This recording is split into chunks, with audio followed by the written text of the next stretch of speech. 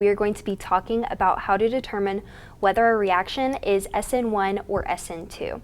So we're basically going to start off with a general chart and talk about things to look at in each reaction that will help you determine which it is. So we're going to divide this in half and talk about SN1 versus SN2. So the first thing, and also the most important thing that we're going to look at, is the substrate. So the substrate is essentially the electrophilic center that you're looking at. And if you've already watched the videos on SN1 and SN2 separately, we know that SN1 prefers a tertiary substrate. So tertiary is more likely going to happen than secondary, which is more likely to happen than primary. So a tertiary substrate would be something like this. You have your leaving group right here, and your leaving group is attached to the electrophilic center, and the electrophilic center has 3 other carbon groups attached to it. So that's how we know this one is tertiary. SN2, however, prefers a primary substrate. So primary is more likely going to happen than secondary, which is more likely to happen than tertiary. So for SN2 reactions, you're normally going to have a substrate that looks like this. Your leaving group is attached to the electrophilic center, and that electrophilic center only has 1 carbon group attached to it. The other 2 things are just hydrogens, which we are not counting when we're talking about primary, secondary, and tertiary substrates.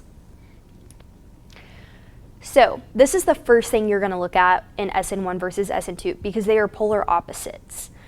SN1 prefers tertiary, SN2 prefers primary. The next thing that you need to look at is the nucleophile. And so the nucleophile for an SN2 is very specific. An SN2 nucleophile has to be very, very strong. And in general, this means that your nucleophile is probably going to be bearing a negative charge. So it's going to be something like a chloride ion. And this chloride ion could come from something like NaCl. Because NaCl is a salt, it is going to break up into Na plus and Cl minus. So this is where you could get your chloride ion from. Something else that's a strong nucleophile would be something like another halogen ion. It could also be something like an OH ion. It's pretty much going to be anything with that negative charge on it that's going to be very, very strong. On the flip side of that, for SN1 reactions, you're normally going to be using a weaker nucleophile.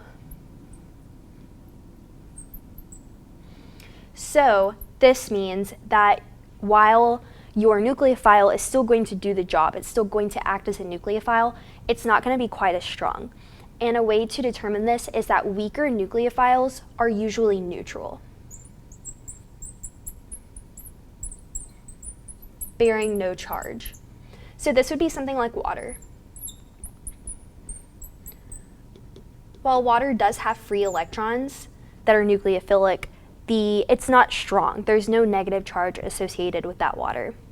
It would also be something like an R group attached to an OH.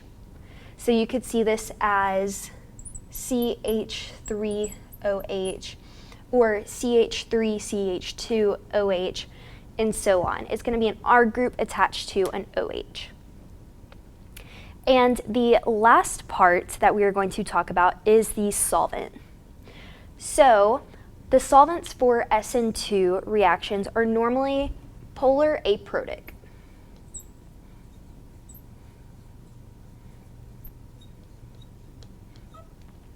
So examples of polar aprotic solvents would be something like DMSO or acetone. Whereas for SN1, your solvents are normally going to be protic solvents.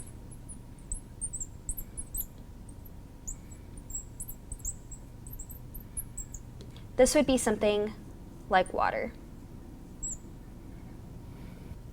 So when you're looking at a reaction and you're wondering, is this going to go through SN1 or SN2, these are the three major points to look at.